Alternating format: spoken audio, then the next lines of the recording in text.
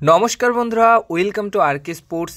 তো গাইজ, আজকের এই ভিডিওতে কিছু গুরুত্বপূর্ণ আপডেটস রয়েছে যেগুলো এক এক করে এই ভিডিওতে শেয়ার করব। তাই একটু স্কিপ না করে এই ভিডিওটা শেষ অবধি দেখতে থাকো এবং এই চ্যানেলে প্রথমবার এসে থাকলে চ্যানেলটিকে সাবস্ক্রাইব অবশ্যই করে রেখো।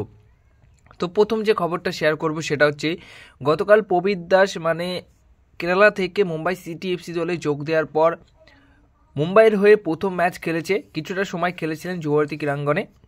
তো সেই ম্যাচ শেষ হওয়ার পর প্রবীর দাসের ছোট্ট করে একটা ইন্টারভিউ নেয় এবং সেখানে তিনি একটি গুরুত্বপূর্ণ কথা বলেন ফরমার এই মোহনবাগান দলের প্লেয়ার। তো তিনি বলেন ডার্বি নিয়ে বলেন যে ডার্বি অলওয়েজ 50-50 গেম, কিন্তু আমার একটা বেশ উইশেস থাকলেও মোহনবাগান দলের জন্য, কারণ আমি প্রফেশনাল ফুটবলার, কিন্তু আমি মোহনবাগান দলকে খুব ভালোবাসি। আমি আশা করছি যে মোহনবাগান দল এই ডার্বি ম্যাচটা জিতবে, এরকম একটা কথা বলে গেছেন প্রবীর দাস। তো প্রবীর দাস সত্যি কথা বলতে তিনি কিন্তু মোহনবাগান দলের জন্য যখন খেলতেন তখন তো নিজের সর্বোচ্চ দেওয়ার চেষ্টা করতেন এবং সর্বোচ্চ দিতেন মাঠের বাইরেও, এবং এখনও তিনি কিন্তু মোহনবাগান দলের একদম ট্রু ফ্যান, সেটা কিন্তু তিনি বুঝিয়ে দিয়েছেন। কিন্তু প্রফেশনাল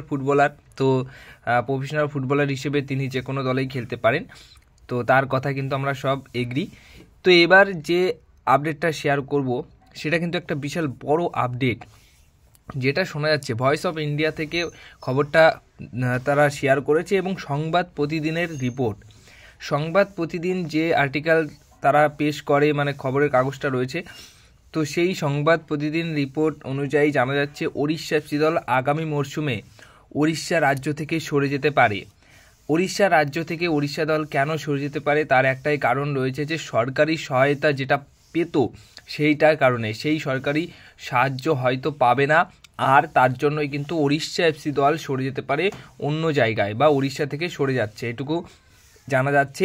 এবং কি কারণে ওড়িশা এফসি দল ওড়িশা থেকে সরে যাচ্ছে, দেখো সরকারি সহায়তার কারণে তো যাচ্ছেই বা সরে যেতে পারে, কিন্তু ওড়িশা এফসি দলের জন্য যে টাকাটা ওড়িশা সরকার ব্যয় দিত সেই টাকাটা দেবে না, এবং সেই টাকার মধ্যে যে খরচটা করতো সেটা হচ্ছে ফুটবলারদের থাকার খরচ এবং দলের পরিবহন খরচ। এই খরচটা কিন্তু চালাতো ওড়িশা এফসি সরকার ওড়িশা এফসি দলের জন্য, তো এটাই কিন্তু বন্ধ করে দিচ্ছে, এবং এটার জন্যই হয়তো ওড়িশা এফসি দল ওড়িশা থেকে সরে গিয়ে অন্য কোনো ভেন্যুতে খেলতে পারে, অন্য কোনো নামেও খেলতে পারে, এমনটাই কিন্তু খবর রয়েছে। তো প্রমাণ অনুযায়ী তোমাদের কিন্তু এই খবরটা শেয়ার করলাম, দেখা যাক এবার কি হয়। যেরকম এর আগে খবর দিয়েছে যে হায়দ্রাবাদ কিন্তু দিল্লিতে সরে যেতে পারে, দিল্লি দলের নামে খেলতে পারে, এখন উড়িষ্যাকে নিয়ে কিন্তু এরকম একটা খবর এসেছে যে উড়িষ্যা কিন্তু উড়িষ্যা থেকে সরে যেতে পারে। এবার আপডেট শেয়ার করি সার্জিও লোবেরাকে নিয়ে। Sergio Lobera Kerala blast FC দলের প্রাইম টার্গেট, বুঝতেই পারছো যে 1 নম্বর টার্গেটে এই সার্জিও লোবেরা রয়েছে কেরালা ব্লাস্ট এফসি দলের নতুন কোচের দায়িত্বে। তো একটা বড় অফার কিন্তু সার্জিও লোবেরাকে দেওয়া হয়েছে অফিসিয়ালভাবে, এবং তার সাথে একটা কি প্লেয়ার্সও কিন্তু সার্জিও লোবেরার সাথে যেতে পারে কেরালা ব্লাস্ট এফসি দলে, এরকমও কিন্তু খবর রয়েছে। তো সেই অনুযায়ী সার্জিও লোবেরা এখন দেখা যাক কী সিদ্ধান্ত নেয়।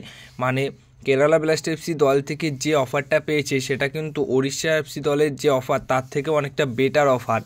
তো এখন দেখা যাক বেটার অফার খুঁজে বা বেটার অফার পেয়ে কেরালাতে সই করে নাকি ওড়িশা এফসি দলের সাথেই থেকে যায়, সেটাই কিন্তু দেখার রয়েছে। কিন্তু ভালো একটা বেটার অফার কিন্তু পেয়েছে Sergio Lobera Kerala blaster FC দল থেকে। এবার তোমাদেরকে যে আপডেটটা শেয়ার করব সেটা হচ্ছে গতকালের প্র্যাকটিস রিলেটেড আপডেট।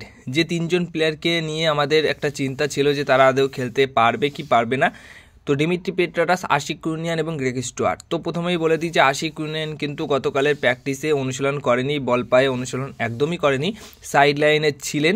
তো তিনি খেলতে পারবে কি পারবে না সেটা আর 2 দিন পর গিয়ে কিন্তু আমরা জানতে পারবো। কিন্তু সবথেকে ভালো সুখবর যে ডিমিত্রি পেট্রাটাস তিনি নিজেই বলেছেন যে আমি ডার্বি খেলার জন্য নিজেকে তৈরি করছি এবং আশা করি আমি ডার্বি ম্যাচ খেলতে পারবো। তো দেখা যাক, এখনও তো সময় আছে 3 থেকে 4 দিন, আশা করা যায় যে ডিমিত্রি পেট্রাটাস খেলতে পারবে। ডিমিত্রি পেট্রাটাসের খেলার চান্স রয়েছে 90%, আর 100% চান্স রয়েছে, 100% কনফার্ম গ্রেগ স্টুয়ার্ট কিন্তু খেলবে। আর গ্রেগ স্টুয়ার্ট গতকালের অনুশীলনে দারুণভাবে অনুশীলন করেছেন এবং তিনি নিজেই বলেছেন যে আমি ডার্বি ম্যাচের জন্য তৈরি, প্রথম ডার্বি ম্যাচটা জিতেছি, তো এই ডার্বি ম্যাচটা আমরা জিততে চাই, এমনই বলেছেন। এছাড়া মলিনাও বলেছেন একটা কথা, সেটা হচ্ছে ডার্বি ম্যাচের জন্য আমরা সবসময় ওয়েট করে থাকি, আশা করছি ডার্বি ম্যাচ আমরা জিতবো। গতকালের অনুশীলন শেষ করার পর এই কথাগুলোই কিন্তু বলেছেন। তো সেই অর্থে এটুকুই আপডেট রয়েছে, ডিমিট্রি পেট্রাটাস, গ্রেগর স্টুয়ার্ট এই দুজন প্লেয়ারকে কিন্তু আমরা ডার্বি ম্যাচে পাচ্ছি। তো সবশেষে ইস্টবেঙ্গল এফসি দলকে নিয়ে কথা বলবো। গতকাল ঘরের মাঠে মুম্বাই সিটি এফসি দলের এগেনস্টেই ম্যাচ হেরেছে 3-2 গোলে। আবার এই মুম্বাই সিটি এফসি দল এমনই একটা দল যে দলটাকে আমরা একটা সময় দেখেছি যে মোহনবাগান দলকে হারিয়ে যখন চ্যাম্পিয়ন্স হয়েছিল, সেই দলকে মানে মুম্বাই সিটি এফসি দলকেই ইস্টবেঙ্গল এফসি দলের কর্মকর্তারা মিষ্টি উপহার দিয়েছিল, কংগ্রাচুলেশন জানিয়ে এসেছিল, সেই ফটোও কিন্তু শেয়ার হয়েছিল। এবং সেই মুম্বাই সিটি এফসি দলই ইস্টবেঙ্গল এফসি দলের ঘরের মাঠে এসে ইস্টবেঙ্গল এফসি দলকে 3-0 গোলে হারিয়ে দিল। তো মোটামুটি বলতে পারি একটা কার্মা বলে একটা জিনিস আছে, সেরকম একটা জিনিস হয়েছে। এবং টিফো একটা নামিয়েছিল যেখানে মোহনবাগানকে ব্যঙ্গ করেছে। তো সেই বিষয়টা নিয়ে আর কিছু বলতে চাই না, তোমরা জানো যে কি হয়েছে। এবার কথাটা হচ্ছে যে ভারতের সেরা ডিফেন্ডার নিয়েছে মোহনবাগান দল থেকে আনোয়ার আলী।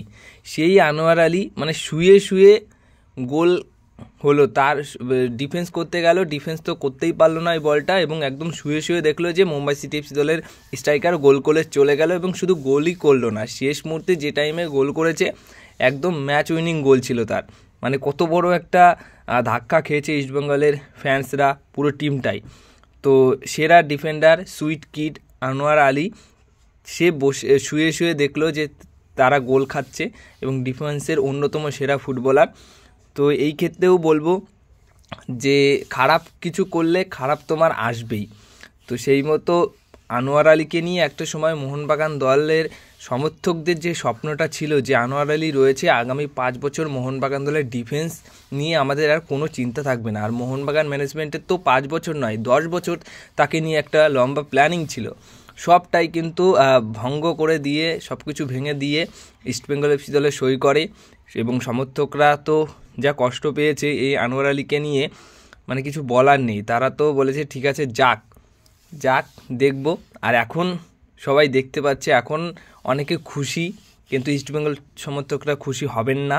কারণ ভারতের সেরা ডিফেন্ডার যদি এরকম পারফরমেন্স করে, তার ম্যাক্সিমাম গোলই, কয়েকটা ঘটনা এমনও ঘটছে, তার সাথেই ঘটছে যে তার ভুলের জন্যই বেশিরভাগ গোল খাচ্ছে, উইনিং গোল হচ্ছে, অপোনেন্ট উইনিং গোল করে চলে যাচ্ছে। তো এইগুলো কি বলবো, এইগুলো মানে খারাপ করেছো তো খারাপ হচ্ছে তোমার সাথে, এরকমই বলা যায়। যেরকম কার্মা বলে একটা জিনিস আছে, সেই জিনিসটার মতোই। তো কিছু বলার নেই। তোমরা কি বলবে আনোয়ার আলীকে নিয়ে সেটা অবশ্যই কমেন্ট বক্সে জানিও।